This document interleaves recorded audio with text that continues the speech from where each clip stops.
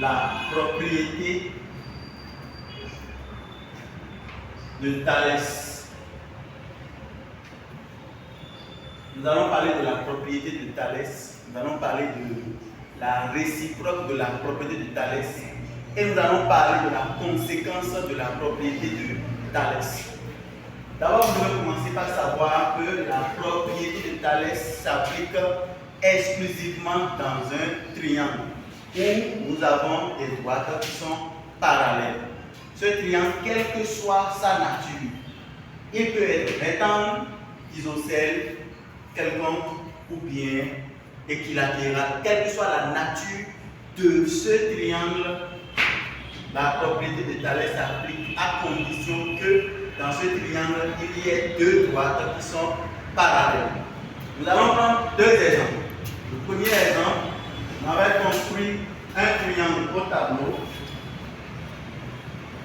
que je nomme ABC.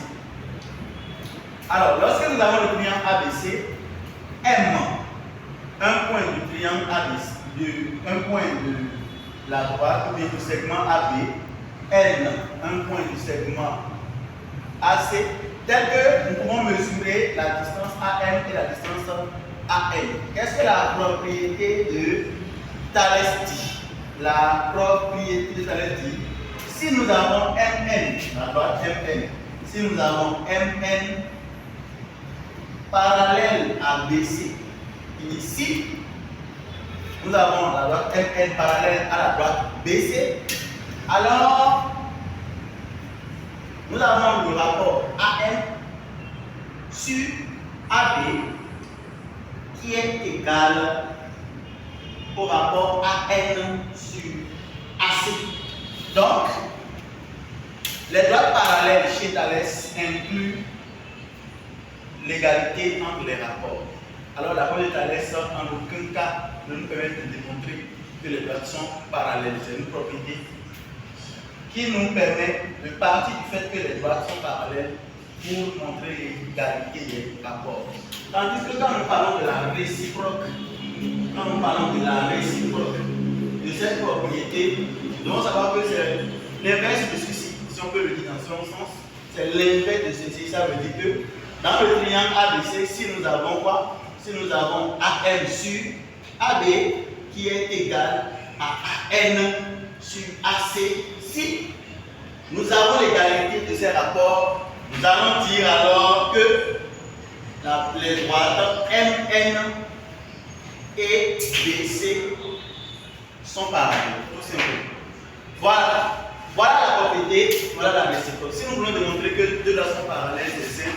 Nous allons considérer un triangle dans lequel on peut avoir ces deux droites parallèles.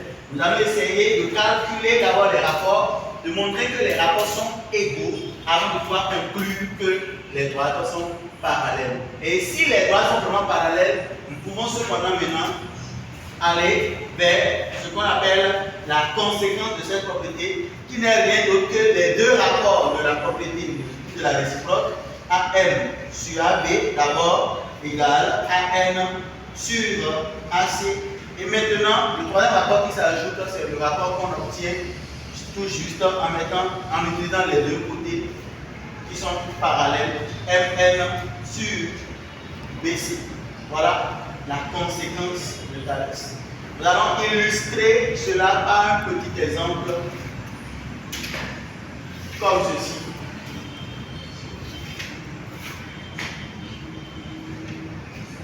Voilà un petit exemple comme ceci. Ici nous avons A, ici nous avons B, ici nous avons C. Ici nous avons 10. Ici nous avons 7. Ici nous avons 4. Et ici nous avons 6. On nous demande de déterminer X, sachant que BC est parallèle à MN. Alors, l'exercice déjà nous a dit que BC est parallèle à MN. Nous savons déjà que BC est parallèle à MN. C'est déjà un acquis pour nous. Alors, si c'est un acquis, nous savons que les droites sont parallèles, ça veut dire que nous pouvons aisément aller partie du fait que les doigts sont parallèles, aller vers la conséquence de Thalès, tout en considérant d'abord un triangle. Et quand vous regardez bien au tableau, vous allez voir que nous avons des triangles ABC, nous avons des triangles AMN. Je vais considérer le triangle ABC, où je vais dire que M appartient à AC, N appartient à AB. Mais vous savez qu'avant de démontrer que deux doigts sont parallèles, qu'est-ce qu'il faut faire? Il faut aller démontrer que les rapports sont égaux. Donc, nous allons, après avoir écrit, considérons le triangle que nous allons considérer, c'est le triangle ABC, nous allons dire que M appartient à quoi? M appartient à la demi-droite AC, la demi-droite CA, voilà, demi-droite CA. N appartient à la demi-droite BA. Oui. Et nous allons calculer par la suite des rapports. Quels sont les rapports que nous allons calculer? Nous allons calculer M à AM sur AC, que nous allons dire égal à AM sur AB, que nous allons dire égal pour aller vers la conséquence Mn sur BC. Voilà que nous avons déjà que les doigts sont parallèles. Alors, c'est les doigts parallèles qui nous a permis d'écrire l'égalité dans ces rapports. Et nous allons déterminer X ensemble. À voir qu'est-ce que nous connaissons. Nous connaissons Mn. Donc, Mn sur BC. On connaît aussi BC. Mn sur BC. Et nous voulons X. X c'est quoi? X c'est AN. Donc, AN